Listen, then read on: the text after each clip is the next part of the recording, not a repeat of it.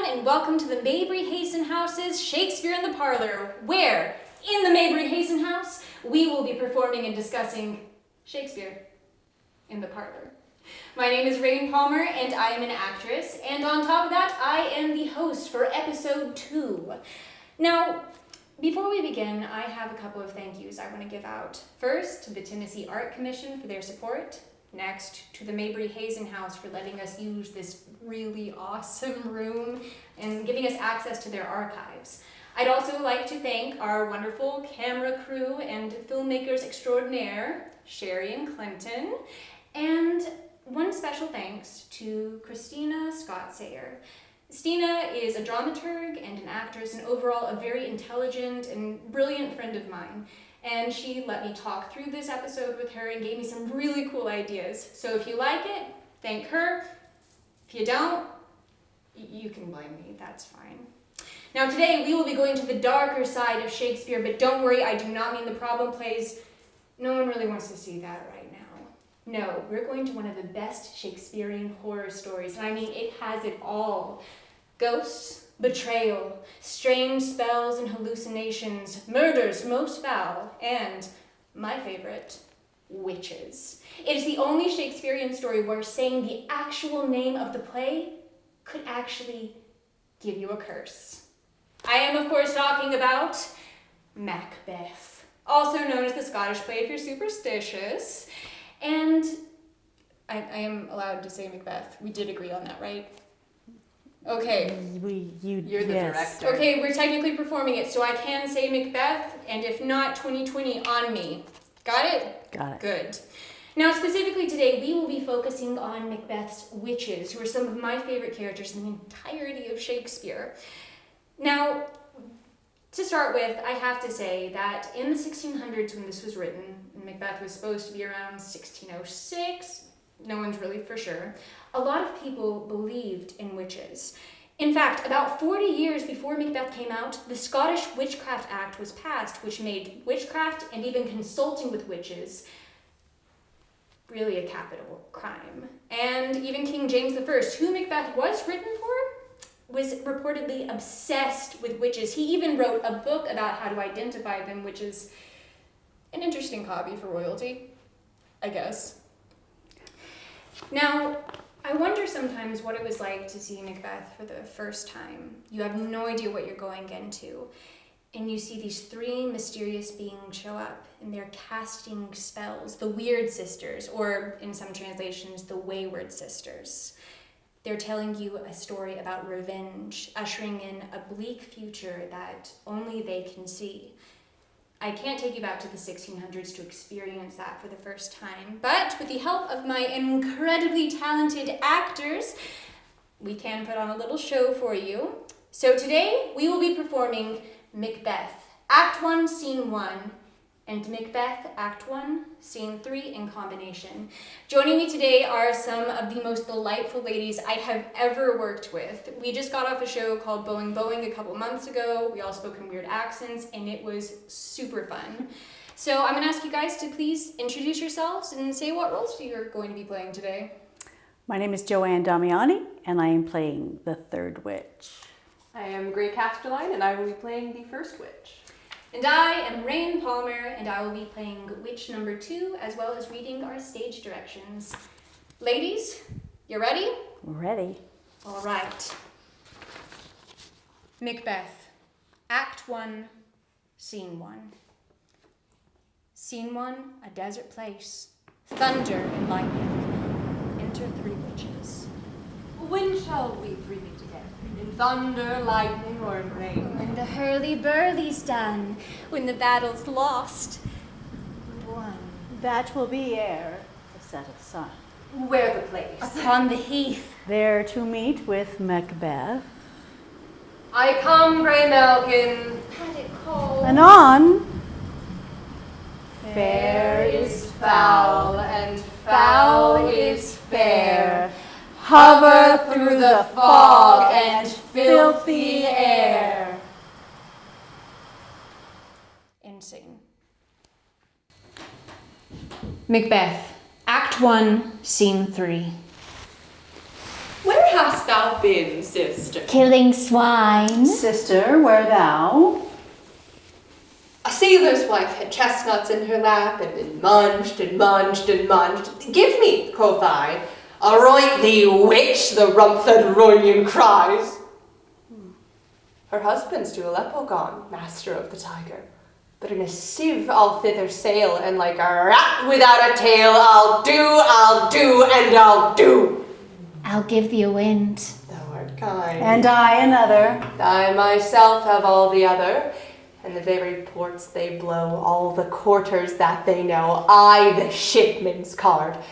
I will drain him dry as hay. Sleep shall neither night nor day hang upon his penthouse lid. He shall live, a man forbid.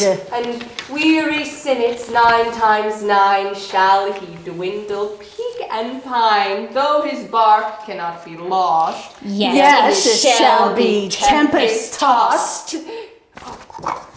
Look what I have. Show me, show me. Here I have a pilot's thumb, wrecked as homeward he did come. A drum, a drum. Macbeth doth come. The weird sisters, hand in hand, posters of the sea and land, thus to go about, thrice to thine, and thrice to mine. And thrice again to make up 9. Peace. The charms wound up. All right, that was positively spooky. I got chill bumps. I knew I chose the right actors for this, so thank you guys so much. And I wasn't joking about that being a horror story. I think you could probably tell just based on the way we were performing it, but there's a million ways to perform the witches in Macbeth.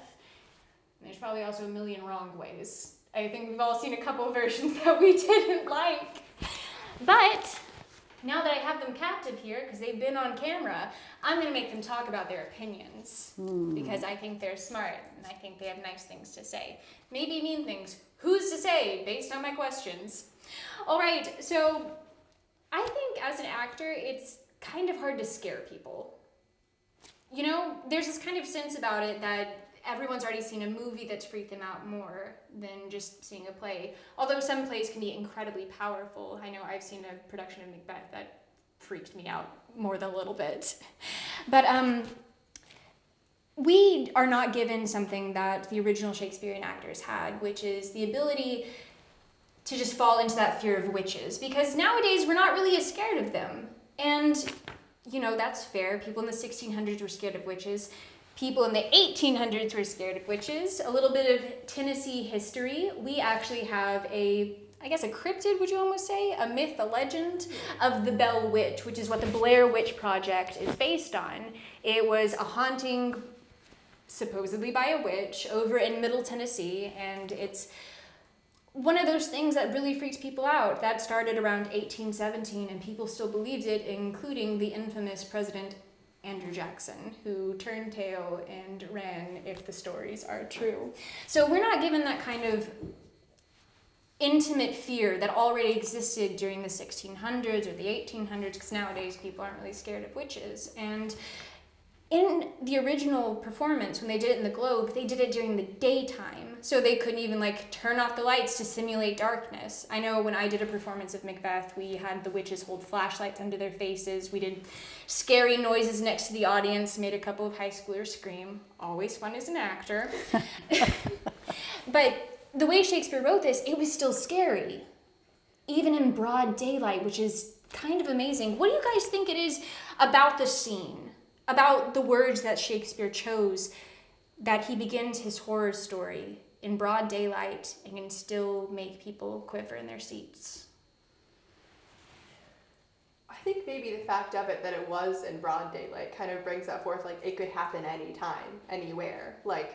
Anyone could be a witch. And they could come at you whenever they wanted.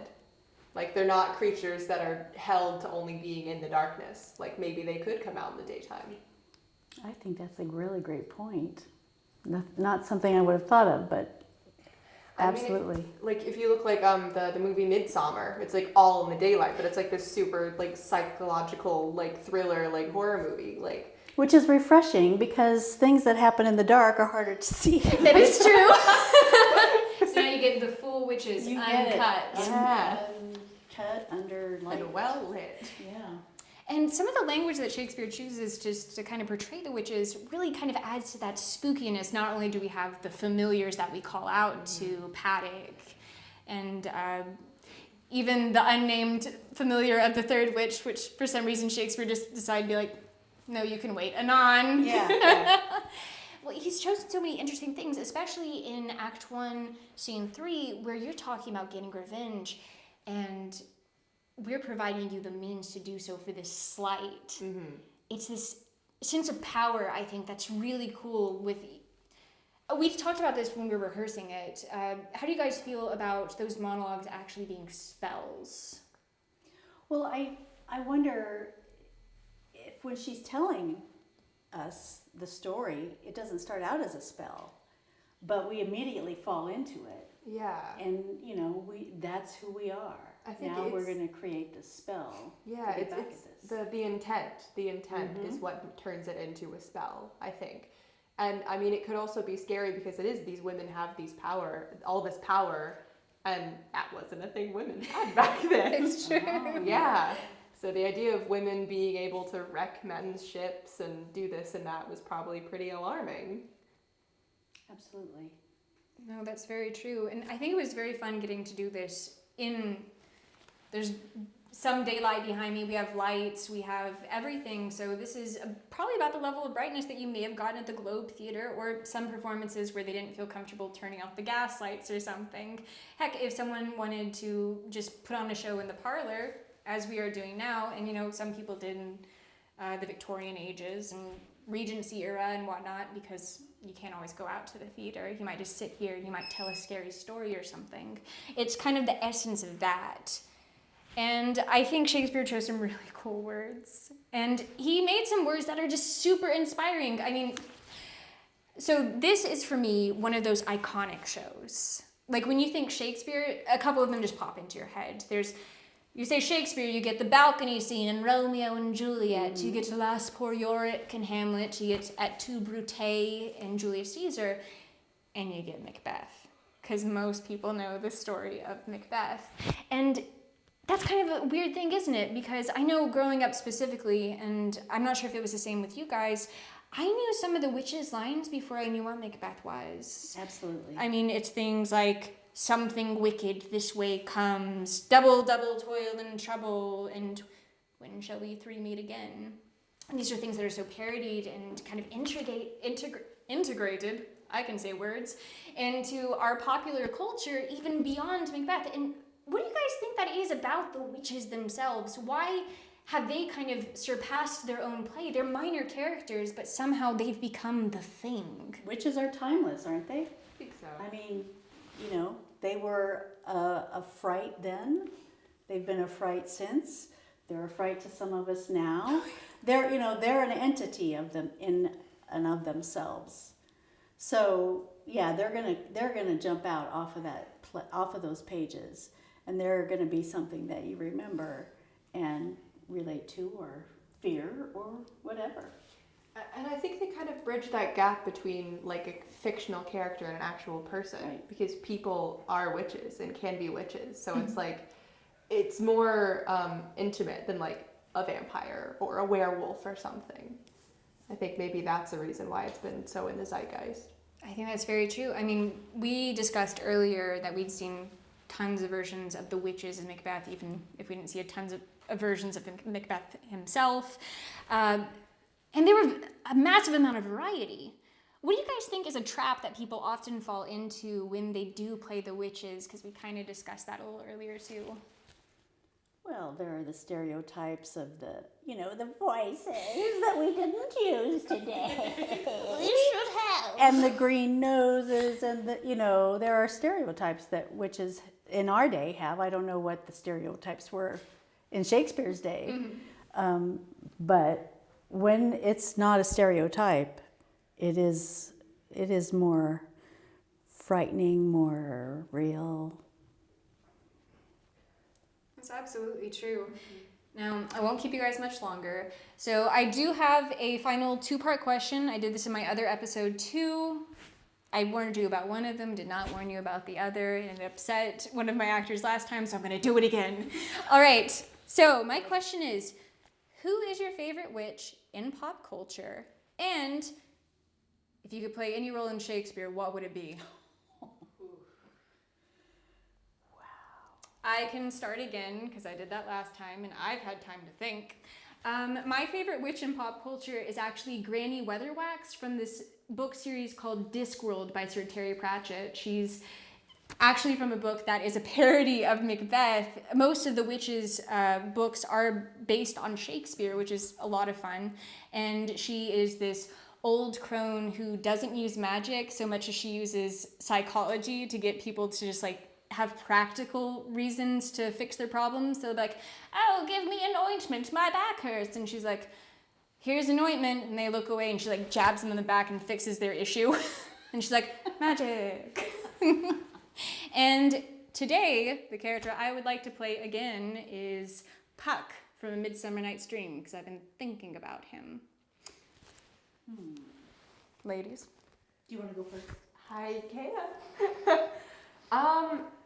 Gosh, I feel like it's kind of a cop-out answer, but The Wicked Witch of the West. Like, I remember watching Wizard of Oz. Like, it was like one of like the 5 VHS tapes we had when I was little. We didn't have cable, and she was just always my favorite character. Mm-hmm. And I love how this character has sort of transformed, like with the novel Wicked and then the musical, like turning this character that was just this green evil witch lady into this super sympathetic character. And I just thought that was so, so cool.